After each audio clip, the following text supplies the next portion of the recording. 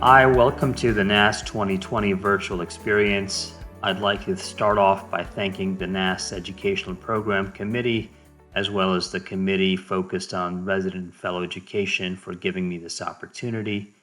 Today, it's my pleasure to talk to you about landing an academic job and the process that goes behind the scenes in order to do this successfully. The disclosures that I have hopefully won't bias this talk, but I think it's important to mention that I've been in academic practice for the last 10 years.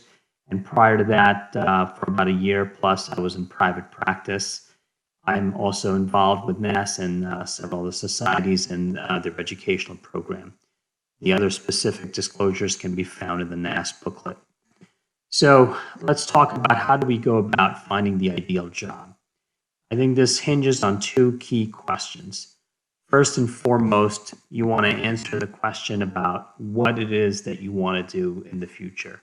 Meaning, do you find that you're going to be interested in just clinical care and providing excellent patient care, and then the remainder of your time will be spent pursuing other personal interests? Or do you find that just taking care of patients may not be enough in terms of your professional goals, and you want to do more than that, such as being involved in resident education, fellow education, etc.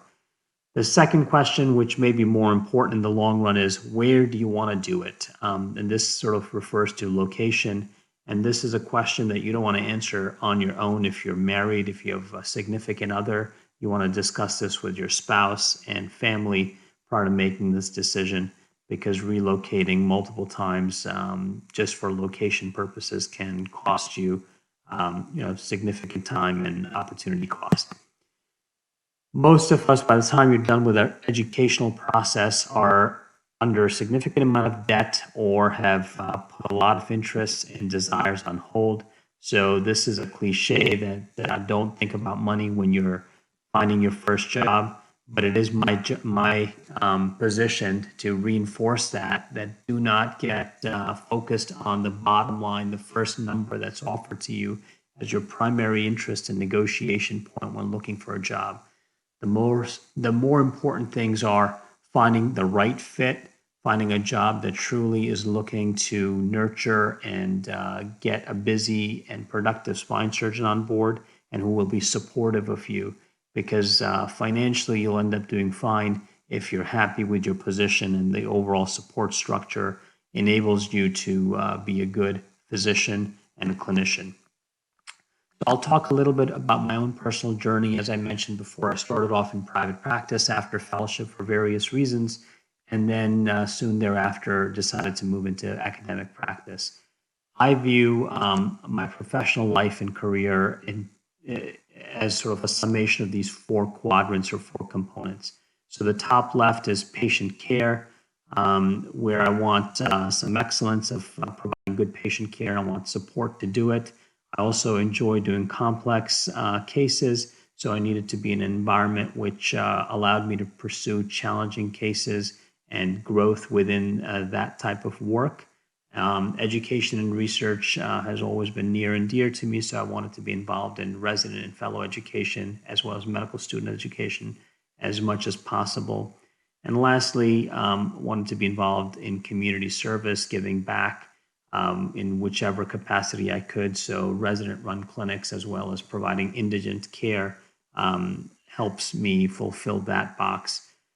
So within jobs, there's various kinds of subcategories. My task today is to really discuss the academic practice with you.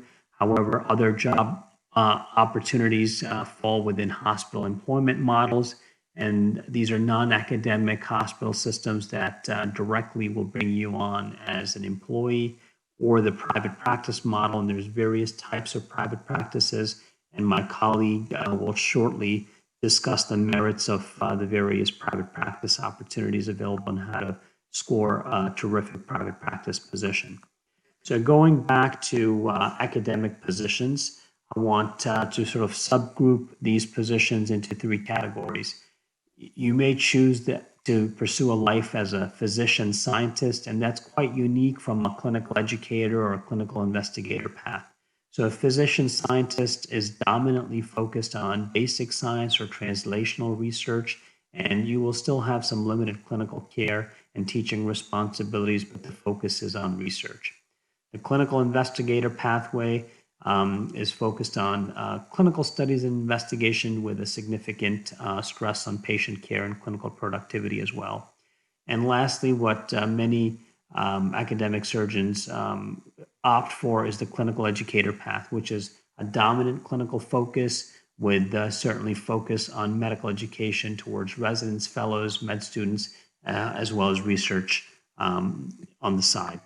So once you choose which one of those previously mentioned tracks you want to be part of, it's important to understand what the promotion and tenure tracks are going to be like at the position you're looking at the institution that you're interviewing with.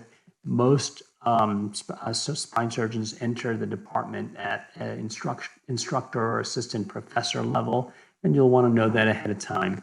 The other thing you want to talk about is what track you'll be appointed to, meaning will you be pursuing a non-tenured track or a tenured track as part of your career. So if you choose to do a tenured track, this will predominantly be hinging on your academic productivity. This is a long-term commitment, and make sure this is the right fit for you, as there are usually milestones that come with the tenured track. You would need to publish a certain amount of papers and secure a certain amount of grants by certain time periods within your employment with the institution. And in some institutions, it's very hard to change from one track to the other, so make sure you're aware of those nuances. And promotions are very much dependent on, again, hitting those landmarks with publications as well as grants and funding. So let's talk a little bit about how do we go about finding the right job. So there's various resources that are available to you in terms of looking for a job, but with academic practice, it's a small world, and your mentors can go a long way in giving you insight and an early start on looking for job opportunities. Many of these jobs aren't marketed or listed on public forums. So if you have a mentor relationship, this is likely your best bet at being an early applicant for a possible opening. Personal contacts obviously can be very helpful. Professional societies such as NASS, AAOS, CSRS, LSRS, and SRS can also be very helpful in this endeavor, or AANS. There are obviously some of these academic positions that are marketed and advertised in the back of certain journals such as JVJS or JAOS or Spine Journal, and this can be very helpful with regards to finding what the opportunities are available for you at this time. The traditional process of securing this job starts with an application and the submission of your CV. Personal references mean a lot, so most of us will rely heavily on what your fellowship directors or resident directors will be saying about your progress and your overall work ethic, as they've known you for the last several years of your career development, and those references go a long way. Once you've been vetted out and there's mutual interest, you will likely get a phone call and have a conversation with either the chief of spine or the chairman of orthopedics at the department. This will hopefully land a job interview for you. In this COVID era, this could perhaps just be a Zoom interview, but in an ideal situation, you would go physically see the physical plant and meet with your potential partners and look at the institution and what the job has to offer. You may need to give a presentation during your interview process, and you will often be invited for a dinner where you can have a less formal discussion about the opportunity and have your questions answered, especially if it's in an area that's unique or new that you haven't been living in the past, or some similar questions that you or your spouse may have if you're married. Once everything seems to line up between your interests and the institutional interests, and if there is enough momentum to proceed forward, you will get an academic offer letter.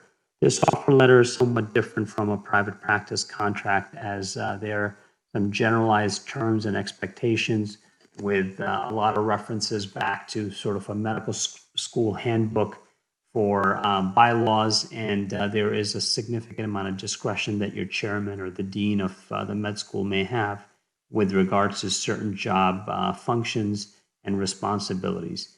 But do know that things are negotiable even in an academic center, so you may want to have a list of things that you want to fight for and negotiate as part of your conversation.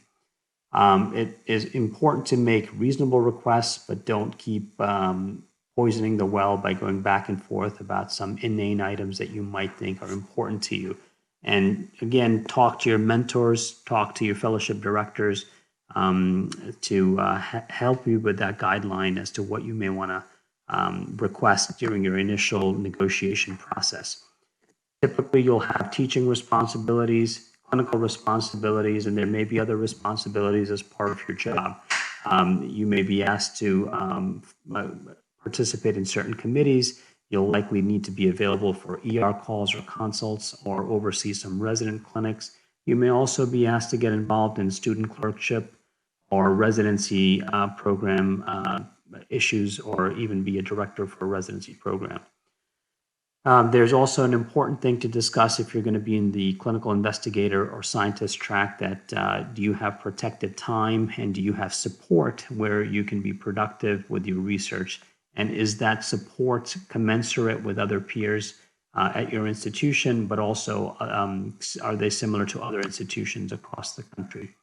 Some items that you may want to negotiate as a clinician: you would want to focus on staffing needs. It'd be very important to have some sort of an administrative assistant to help you manage your day-to-day clinical affairs. If you can have an MA or an NP or a PA earmarked for your practice, that would be very useful and helpful as well. You want to have a general idea of how the billing is performed. Is it outsourced? Is it done in-house? And are your colleagues or your future partners happy with that? And if there are any marketing resources available to you as a new hire. As a clinician, scientist, or an investigator, you'd want to make sure you have appropriate lab space, equipment, and startup funding available to you so that you could be productive in pursuing your academic interests and research interests. And you certainly want some protected time in order to do that. With regards to negotiations, plan ahead. Knowledge is power. Know what your worth is. You can get some basic salary information from MGMA websites or other society websites. You also want to know how long the position has been offered for or vacant for. That'll give you some pros and cons about whether you want to take this position or not. Also know if you have a certain skill set that could be quite useful during this negotiation process.